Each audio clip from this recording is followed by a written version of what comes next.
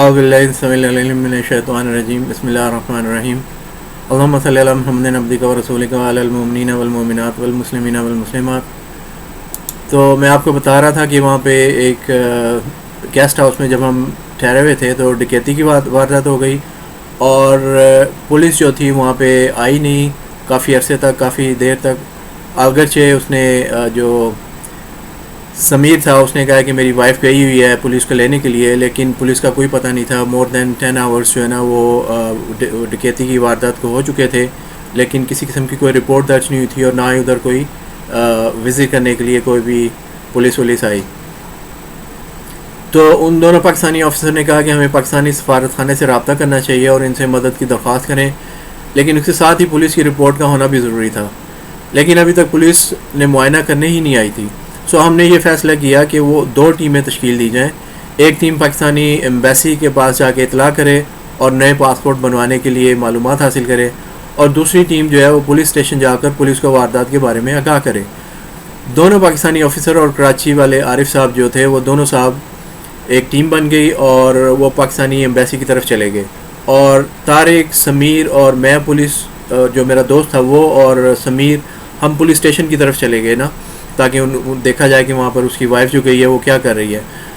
Guest house سے نکلنے سے پہلے سمیر نے ہم سے کہا کہ ہم نے سمیر سے کہا کہ ہمیں بھوک لگی ہوئی ہے اور ناشتہ کرنا ہے، کچھ بھی نہیں کھایا رات سے۔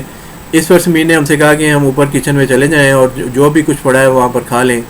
جب ہم کچن میں آئے تو دیکھا کہ کھانے کی کافی چیزیں پڑی ہوئی تھیں، لیکن ہم نے جلدی سے ڈبل روٹی اور جیم وغیرہ لگا کے ایک گلاس دودھ کا پیا اور نیچے آ گئے، اور کم از کم دوپہر تک کھانے کا کوئی بندوبست ہو گیا تھا۔ اب ہم سمیر کے ساتھ ٹیکسی میں بیٹھ کے پولیس اسٹیشن آ گئے۔ اگرچہ ایک ماڈرن بلڈنگ میں تھا، لیکن اندر سے کافی خوفناک تھا۔ سامنے ہی لاک اپ میں لوگوں کو بند کیا ہوا تھا، اور پولیس والے کافی سخت قسم کے لگ رہے تھے۔ ان کے رویے سے پتہ چل رہا تھا کہ پولیس ان کی طرف توجہ نہیں کر رہی تھی۔ وہاں جانے کے کافی دیر کے بعد پولیس ہماری طرف توجہ نہیں کری۔ وہاں کافی دیر کے بعد جو ایک پولیس آفیسر ہماری طرف آیا، اور پھر اس نے سمیر اور اس کی بیوی نے اس ساری رپورٹ ان کو بتائی، کہانی سنائی، جس کے ساتھ یہ آفیسر نے رپورٹ بھی لکھ لی۔ یہ شاید FIR تھی ان کے، جو ہم پاکستان میں کرتے ہیں FIR، جس پر ہم سب نے سائن کیے، اور پھر ہمیں بھی ایک کاپی دی گئی اور ہم گیسٹ واپس آ گئے۔ سمیر نے بتایا کہ پولیس والے چوری کی جگہ کا معائنہ کرنے کے لیے آئیں گے، لیکن وہ کبھی بھی نہیں آئے۔ ٹھیک ہے جی۔ گیسٹ ہاؤس واپس آ کر ہم پھر بھوک لگ رہی تھی۔ ایک مرتبہ پھر ہم کچن میں گھس گئے اور انڈے ڈبل روٹی کے ساتھ ساتھ اپنی بھوک مٹائی۔ تبھی دوسری ٹیم جو کہ پاکستانی ایمبیسی کی طرف گئی تھی واپس آ گئی، اور انہوں نے بتایا کہ پاکستانی سفارت خانے کے لوگوں نے کوئی انکریجنگ، حوصلہ افزا جواب نہیں دیا۔ پاکستانی آفیسر جو ان کی بات سن لی تھی، مگر نہ وہ چونکہ آفیسر ان کے ساتھ تھے تو ان کی بات سن لی تھی۔ ادروائز یہ تھا کہ وہاں پہ اپنی شکایت جو ہے نا، کمپلین لکھوانے کے لیے بھی بڑی مشکل ہوتی ہے۔ وہاں پہ وہ پاکستانی ایمبیسی کے لوگ بات بھی نہیں سنتے۔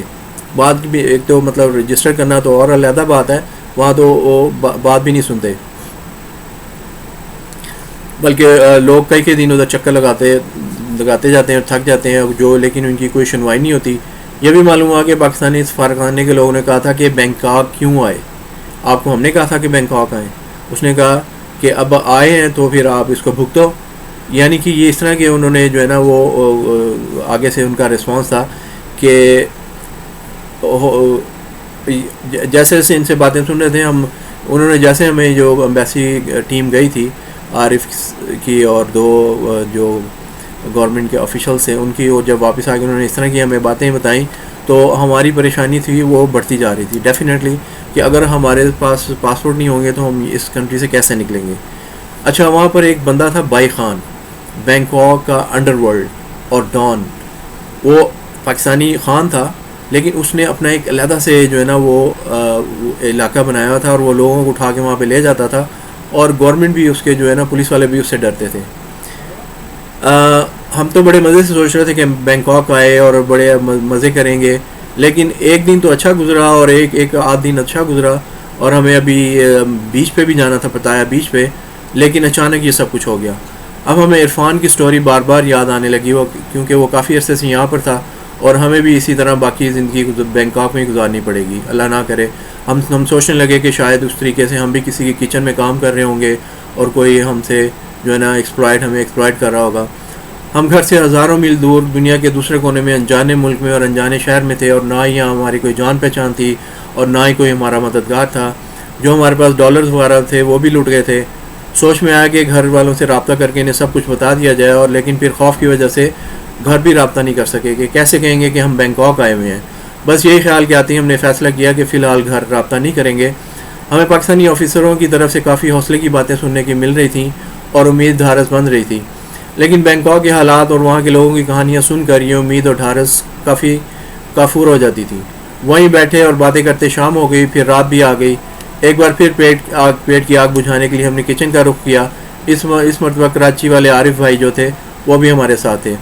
وہاں پر نوڈلز اور انڈے پڑے ہوئے تھے، جو کہ ایک دو مرتبہ پھر ہم نے ڈبل روٹی کے ساتھ کھائے اور دوسروں کے لیے بھی یہ کھانا تیار کیا،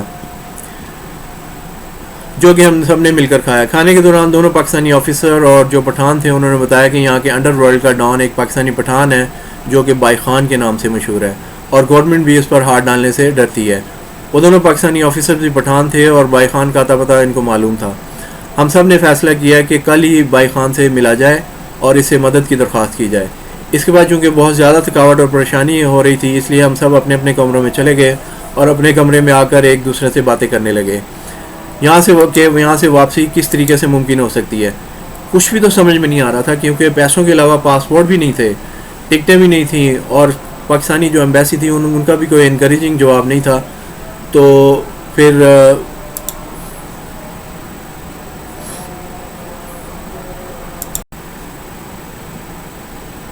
بس یہ سوچ رہے تھے کہ یہاں سے واپسی کیسے ممکن ہو سکتی ہے۔ کچھ بھی تو سمجھ میں نہیں آ رہا تھا، کیونکہ ہمارے پاس کچھ بھی نہیں بچا تھا۔ ساری چیزیں جو سمیر نے اپنے پاس رکھ لی تھیں، تھوڑے سے بہت جو بات ہمارے پاس پڑے ہوئے تھے، لیکن اس سے تو ہم نئی ٹکٹ پرچیز بھی نہیں کر سکتے تھے۔ ٹکٹ بھی پرچیز کر لیتے تو پاسپورٹ کہاں سے آتے، اور پھر ایمبیسی والے لوگ جو تھے وہ اپنے طریقے سے ہمیں ڈیل کر رہے تھے، تو پاسپورٹ کہاں سے آتے۔ سب سے پہلے تو پاسپورٹ بنوانے کا مسئلہ تھا۔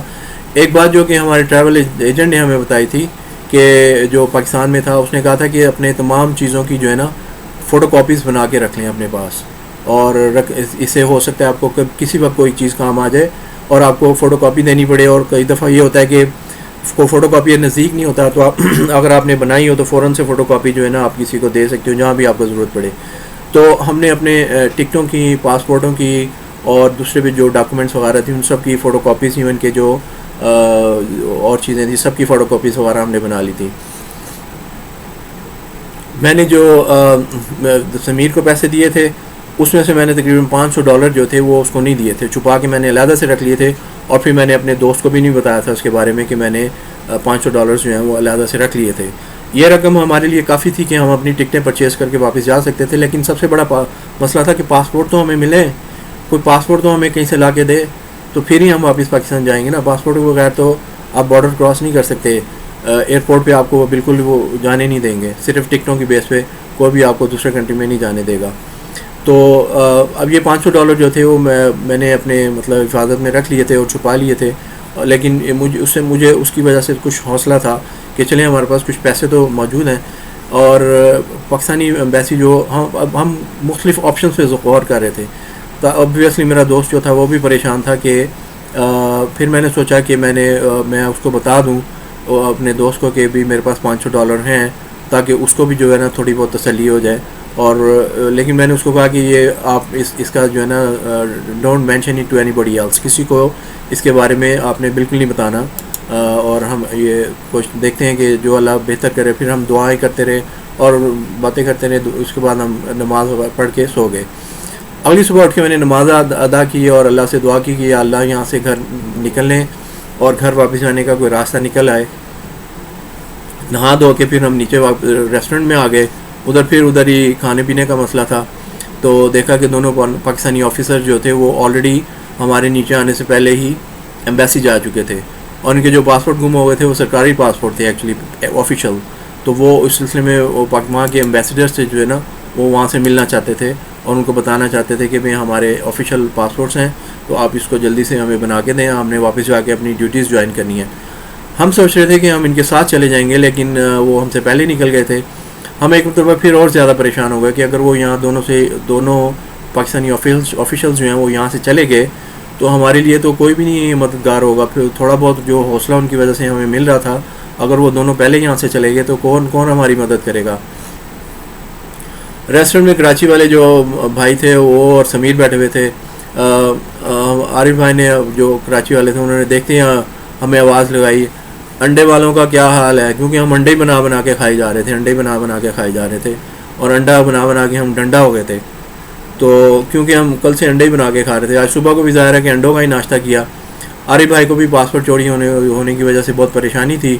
وہ تائیوان جانا چاہتے تھے. تائیوان جانے کے لیے جو ہے نا پاسپورٹ پہ اسٹیمپ نہیں لگاتے, کیونکہ پاکستان نے تائیوان کو ایکسیپٹ نہیں کیا ہوا, مطلب ایز اے کنٹری.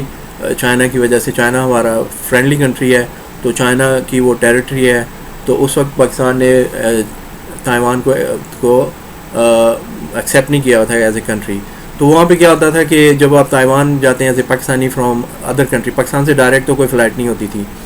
پھر وہ بینکاک سے جو فلائٹ تھی وہ جب آپ جاتے ہیں وہاں پہ تو وہ کیا کرتے ہیں ان کے مطابق انہوں نے جو ہمیں بتایا کہ آپ کو ایک سمپل پیپر کے اوپر اسٹیمپ لگا دیتے ہیں, پاسپورٹ کے اوپر اسٹیمپ نہیں لگاتے, کیونکہ جب آپ واپس ہیں پاکستان اور وہ دیکھیں کہ تائیوان کی اسٹیمپ لگی ہوئی ہے تو ادھر آپ کے لیے پرابلم ہو سکتی ہے.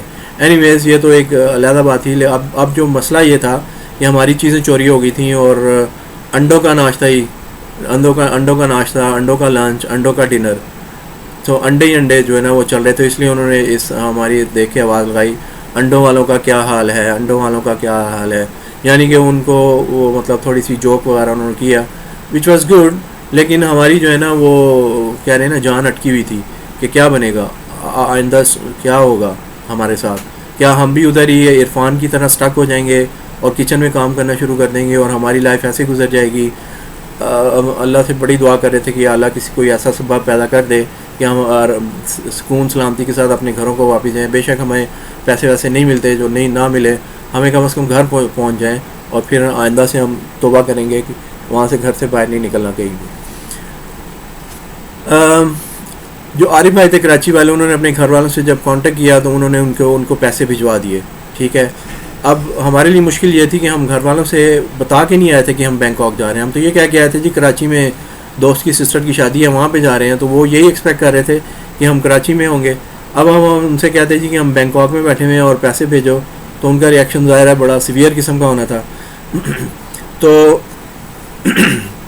پھر ہم نے سوچا کہ اپنے ٹریول ایجنٹ جو ہے وہ پاکستان میں, اس سے ہم کانٹیکٹ کریں. ٹھیک ہے, اور اس سے کہیں جی کہ ہمیں ٹکٹیں تو کم از کم بھجوا دے اور ہم اس کو واپس آ کے پیسے دے دیں گے. لیکن اس سے پہلے بھی یہ خیال ہے کہ بینکاک میں جس ٹریول ایجنٹ سے ہماری ٹکٹس کنفرم کی تھیں, جو کہ گیسٹ ہاؤس کے ساتھ والی اس کے آفس تھا اس کا, اس سے پتہ کیا جائے کہ لاسٹ ہونے کی وجہ سے ٹکٹیں دوبارہ کیسے بنوائی جا سکتی ہیں. وہیں پر ہم نے ناشتہ کرتے ہوئے سمیر سے کہا کہ چونکہ چوری اس کی غلطی کی وجہ سے ہوئی ہے اور وہ ساری چیزیں اس کے پاس تھیں تو وہ ہمیں کم از کم ٹکٹیں بنوا کے ضرور دے. سمیر نے کہا کہ وہ کوشش کرے گا کہ وہ ہمیں ٹکٹیں بنوا کے دے دے, لیکن پھر وہی بات بگ کویسچن مارک, پاسپورٹ کہاں سے آئیں گے. ٹھیک ہے, ہم انتظار کر رہے تھے وہ دونوں پاکستانی آفیسر واپس آ جائیں تو دوسرے ساری صورتحال جو ہے نا کلیئر ہو کہ بھی اب امبیسی والے کیا کہہ رہے تھے. اس سے پہلے ہم سمیر کے ساتھ ٹریول ایجنٹ کے پاس گئے تو اور سمیر نے ٹریول ایجنٹ سے کہا کہ وہ ہماری دونوں کی ٹکٹیں بنوا دے تو وہ ٹکٹوں کے پیسے دے دے گا. یہ بات سن کر بھی ہمیں حوصلہ ہو گیا کہ چلیں کچھ سپورٹ تو مل رہی ہے سمیر کی طرف سے. ہم نے جو ڈالر سمیر کو دیے تھے ان کا ہم نے سمیر سے کہا تو اس نے کہا کہ جہاں تک ممکن ہو سکا وہ ہماری ہر طرح سے مدد کرے گا. کھانے پینے کے لیے اس نے کہا کہ گیسٹ ہاؤس کے کچن میں 3-4 روز تک کا کھانا پینا پڑا ہوا ہے, آپ وہ آرام سے کھائیں, اس کے بعد میں وہ دیکھے گا کہ وہ ہمارے لیے کیا کر سکتا ہے. ہم وہ یہ بھی کوشش کرے گا کہ وہ ہمیں یہاں سے جلدی نکال دیں. وہاں بیٹھے بیٹھے طبیعت گھبرا رہی تھی, اس لیے ہم تھوڑی سی چہل قدمی کرنے کے لیے باہر نکل آئے. نزدیک ہی جی پی او تھا, جنرل پوسٹ آفس, جیسے پاکستان میں لاہور میں بڑا جی پی او ہے نا, اس کے پاس ہی ادھر سریوانگز روڈ کے اوپر ایک بہت بڑا جی پی او تھا. اور وہاں پر گئے تو پاکستان میں ٹریول ایجنٹ سے بات کرنے کے لیے فون پہ ہم نے کال ملا دی, لیکن اب ادھر سے کوئی جواب نہیں آ رہا تھا کیونکہ بینکاک اور لاہور کا 4 گھنٹے کا فرق ہے, اس لیے شاید ٹریول ایجنٹ جو ہے وہ اپنے آفس میں نہیں آیا تھا تو کوئی ادھر سے فون پک نہیں کر رہا تھا. سوچا کہ فیکس کر دی جائے, لیکن فیکس کی بجائے فون پر ڈائریکٹ بات کرنا زیادہ تسلی بخش ہو سکتا تھا اور پھر ہمیں فوراً ہی پتہ چل سکتا تھا کہ ہماری ٹکٹیں مل سکتی ہیں یا نہیں. تو ایک بات جو اور ہم نے نوٹ کی وہ یہاں پر لوگ باہر سے آئے ہوئے تھے اور لوگوں کے ساتھ اچھا سلوک کرتے تھے. وہاں پر جو بینکاک کے لوگ ہیں وہ ٹورسٹ جو وہاں یہاں سے جاتے ہیں وہ ان کے ساتھ بڑے پیار سے اچھے طریقے سے اور بڑے اچھے ایٹیکیٹ سے پیش آتے ہیں. مثلا فار ایگزامپل کہ جب ہم ایک دفعہ روڈ کراس کر رہے تھے تو ہمیں زیبرا کراسنگ سے روڈ کراس کرنی چاہیے تھی, لیکن ہم ایسے ہی جو ہے نا روڈ کراس کر رہے تھے, تو وہاں پہ ایک دم سے جو سب گاڑیاں تھیں نا وہ اسٹاپ ہو گئیں, اور انہوں نے ہمیں کہا جی کہ آپ پلیز آپ جائیں پہلے. انہوں نے یہ نہیں کہا جی کہ اوئے وانڈیا کتوں آ گئے ہیں تو تینوں تمیز نہیں کی روڈ تے چلن دی, اور یہ وہ کوئی اس طرح کی جو ہے نا چیزیں وہ انہوں نے کوئی نہیں کہا, بلکہ سب ٹریفک رک گئی اور سب ٹریفک نے ہمیں راستہ دیا جانے کے لیے. ٹھیک ہے, تو this was the etiquettes of those people. Okay, ابھی یہ تھا کہ دوسری دفعہ ہم نے جب ٹرائی کی تھوڑی دیر کے بعد جا کے اس کو ملانے کی, تو کال کو مل گئی, اور ہم نے ایجنٹ کو بتایا, ٹریول ایجنٹ کو, کہ ہم کون ہیں, اور اس کو پتہ تھا ہمارا. تو اس نے کہا کہ ٹھیک ہے. پھر ہم نے اس کو بتایا کہ اس طرح سے ہماری جو ہے نا یہاں پہ جو کچھ بھی ہوا ہے, چوری ہو گئی ہیں چیزیں, اور آپ ایسے کریں کہ ہماری ٹکٹیں بنوا دیں. تو اور پھر ہم نے اس کو کہہ دیا کہ بھی پلیز فار گاڈ سیک ہمیں گھر والوں کو بالکل نہ پتہ چلے. اگرچہ اس نے کہا تھا کہ میں گھر والوں کو آپ کو نہیں بتاؤں گا, لیکن بعد میں اس نے ہمارے گھر والوں کو بتا دیا. اس نے بتایا جی کہ آپ کے جو بھائی ہیں, بیٹے ہیں, جو بھی ہیں, وہ بینکاک میں بیٹھے ہوئے ہیں, اور آپ جو ہے نا ان کے لیے کچھ کریں. بہرحال پاکستان میں ایجنٹ سے بات کرنے کے بعد اس کے کہنے کے مطابق ہم سری لنکن ایئر لائن کے آفس چلے گئے اور ان کو اپنی مشکل سے آگاہ کیا. لیکن وہاں پر موجود لڑکی نے پتہ کیا کہا, بہت زیادہ میک اپ وغیرہ کر کے بیٹھی ہوئی تھی, موٹے فریم کی اینک بھی لگائی ہوئی تھی. یہ پہلی عورت لڑکی میں نے دیکھی جس کی آنکھیں بڑی نہیں تھیں, اور ہمیں کسی قسم کی اس نے کوئی تسلی نہیں دی, بلکہ اس نے کہا یہ تو تم لوگوں کی غلطی کی وجہ سے ہوا ہے, اور تمہارے ہی اپنے لوگ جو ہیں وہ انہوں نے چوری ووری کی ہے, اس لیے ایئر لائن آپ کی کوئی مدد نہیں کر سکتی. لیکن ہمیں پتہ تھا کہ وہ غلط کہہ رہی تھی, کیونکہ ہماری کنفرم واپسی کی بکنگ موجود تھی, بس نئی ٹکٹیں نکالنی تھی جس کے ہم زائد پیسے دینے کے لیے تیار تھے. لیکن پتہ نہیں کیوں وہ لڑکی جو ہے نا وہ ہمیں صحیح طریقے سے گائیڈ بھی نہیں کر رہی تھی. تو ہم نے بجائے اس کے کہ اس کو زیادہ ڈسکشن میں انوالو کرنے کے, ہم وہاں سے نکل آئے. اب ہم واپس گیسٹ ہاؤس کی طرف آ گئے. وہاں پہنچے تو ادھر دونوں پاکستانی آفیسر واپس آ چکے تھے اور کافی مطمئن نظر آ رہے تھے. انہوں نے بتایا کہ ان کے پاکستانی امبیسڈر سے بات ہوئی ہے, اور وہ کافی برہم نظر آ رہا تھا کہ پاکستانی لوگ بینکاک کا کیوں رخ کرتے ہیں اور پھر یہاں پر آ کر مسائل سے دو چار ہوتے ہیں. یہ باتیں اور بھی باتیں انہوں نے کی, اور وہ باتیں سن کے میرے آنسو نکل آئے. میرے آنسو کیوں نکلے اور میں اتنا پریشان کیوں ہو گیا, میں آپ کو اپنی اگلی ویڈیو میں بتاؤں گا انشاءاللہ. بہت شکریہ آپ کا لسننگ کا, and I will see you in my next video. All the very best to you. السلام علیکم. پھر میں آپ کو بتاتا ہوں کہ اس کے بعد کیا ہوا انشاءاللہ تعالیٰ. You stay with me and like کریں, سبسکرائب کریں, اور اس بیل آئیکن کو پریس کریں, اور شیئر بھی کریں اپنے دوستوں کے ساتھ. ٹھیک ہے, جتنی بھی میری ویڈیوز ہیں آپ شیئر کریں, تاکہ آئندہ سے کوئی بھی جو ہے وہ کسی قسم کی پرابلم میں نہ پڑ سکے. لوگ اس طریقے سے جو ایکسپیرینسز ہیں ہم ایک دوسرے کو بتاتے ہیں, دوسرے لوگ سنتے ہیں. آپ نے تو سن لیا, آپ کیئرفل ہو گئے. آپ کوشش کریں کہ آپ کے فرینڈس, ریلیٹیوز, جاننے والے اور بھی لوگ جو ہیں وہ بھی اس طرح کے انسیڈنٹس کو سنیں اور کیئرفل رہیں, تاکہ ان کو کسی قسم کا پرابلم نہ ہو. Okay, thank you very much. All the very best to you, and I will talk to you in my next video. السلام علیکم.